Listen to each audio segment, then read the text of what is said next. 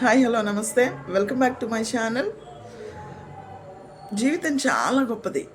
అలాంటి గొప్ప జీవితంలో మనం చాలా సమస్యలు, బాధలు, ఎన్నో ఇబ్బందులు, ఇవంతా కూడా జీవితంలో ఒక భాగం.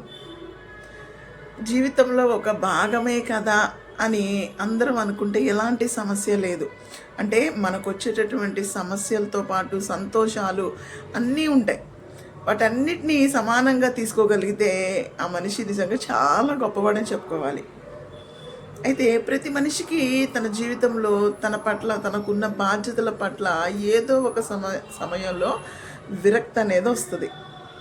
బా, ఏం జీవితం ఇది, ఎంత చేసినా కూడా ఇంతే అని మనలో చాలామందికి కూడా చాలా సందర్భాల్లో అలా అనిపిస్తుంది.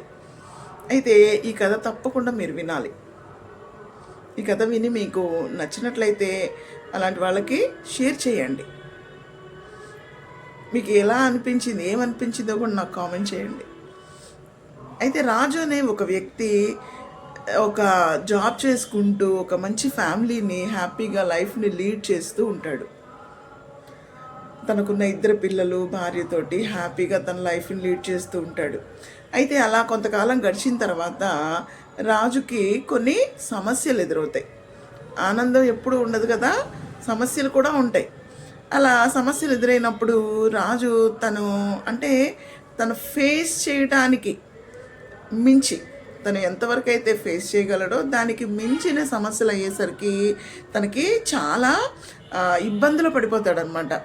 తెలిసిన వాళ్ళందరికీ డబ్బులు ఇచ్చి వాళ్ళు సమయానికి తిరిగి ఇవ్వకపోవడంతో తన అవసరాలకి వేరే చోట అప్పు తెచ్చుకొని కట్టకపోతే వాళ్ళు గొడవ చేసి వాళ్ళకి తిరిగి కట్టలేని పరిస్థితిలో ఉండి చాలా సమస్యలు ఫేస్ చేస్తాడు. ఇట్లా ఫేస్ చేస్తూ నేను ఈ జీవితం నేను జీవించలేను, నా బిడ్డల్ని, నా భార్యని నేను మంచిగా చూసుకోలేకపోతున్నాను, కాబట్టి ఈ జీవితం నాకు వద్దు అని చెప్పి ఒకరోజు చాలా విరక్తిగా ఇంకా ఎలా అంటే ఒక పీక్ స్టేజ్కి వెళ్ళిపోతాడు అనమాట. అంటే ప్రతిరోజు ఇలాంటి ఏదో ఒక అవమానం ఫేస్ చేసి ఇంకా నేను ఫేస్ చేయలేను, నాకు జీవితమే వద్దు అని చెప్పి తను డిసైడ్ అయ్యి ఒక నైట్ ఒక లెటర్ రాస్తాడు.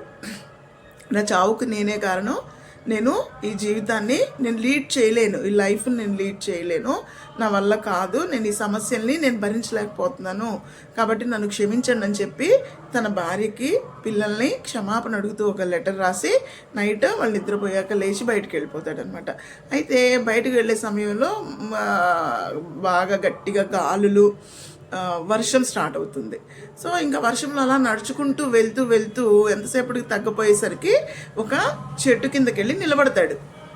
చెట్టు కిందకి వెళ్ళి నిలబడిన రాజుకి చెట్టు మీద ఉన్న ఒక పక్షి మీదకి తన దృష్టి వెళ్తుందన్నమాట.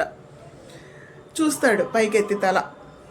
చూస్తే ఏం చేస్తుందంటే ఆ పక్షి తనకున్న ఆ చిన్న గూట్లో తన పిల్లలు తడవకుండా రెక్కలు చాచి ఆ వీచే గాలిని తట్టుకుంటూ తన బిడ్డల్ని రక్షించుకుంటుందంట. చూడండి, ఆ వీచే గాలి బలం ఎంత, ఆ పక్షి రెక్కల బలం ఎంత. కానీ అది ఎంతో రిస్క్, అంటే తను చేయలేని పని అది. ఆ గాలికి గట్టిగా అసలు ఆ గూడు కూడా కొట్టుకొని పోయే పరిస్థితి. అలాంటిది తన బిడ్డల్ని రక్షించుకోవటం కోసం ఆ గట్టి గాలిని కూడా తట్టుకొని రెక్కలు అలా చాచి తను తడుస్తూ తన బిడ్డల్ని కాపాడుకుంటుందంట.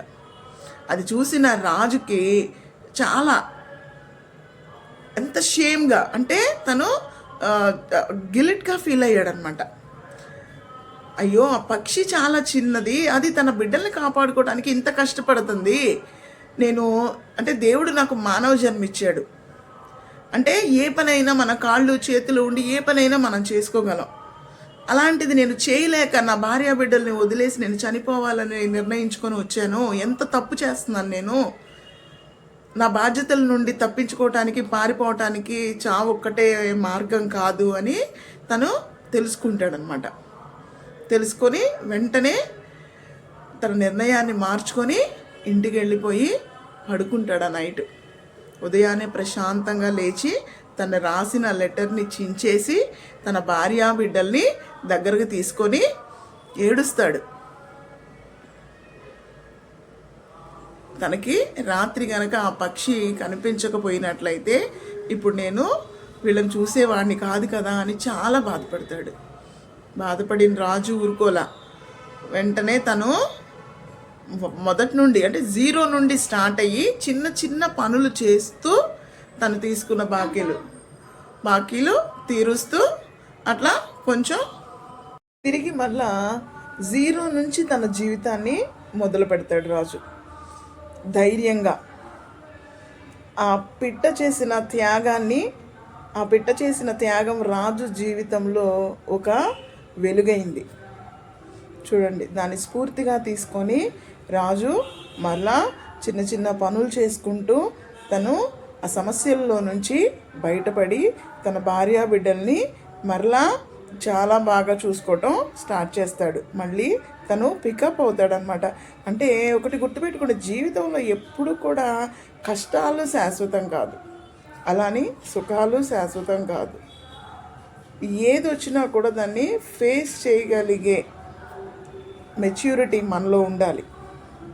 కాబట్టి ప్రతి ఒక్కరు కూడా ఏదో బాధలు వచ్చినాయి, ఇబ్బందులు వచ్చేసినాయి అని చెప్పి డల్ అయిపోకుండా ఆ ఇబ్బందిని ఎలా అధిగమించాలి అని గనక మనం దానికి కొంచెం టైం ఇచ్చి ఆలోచించగలిగితే పరిష్కారం తప్పకుండా దొరుకుతుంది.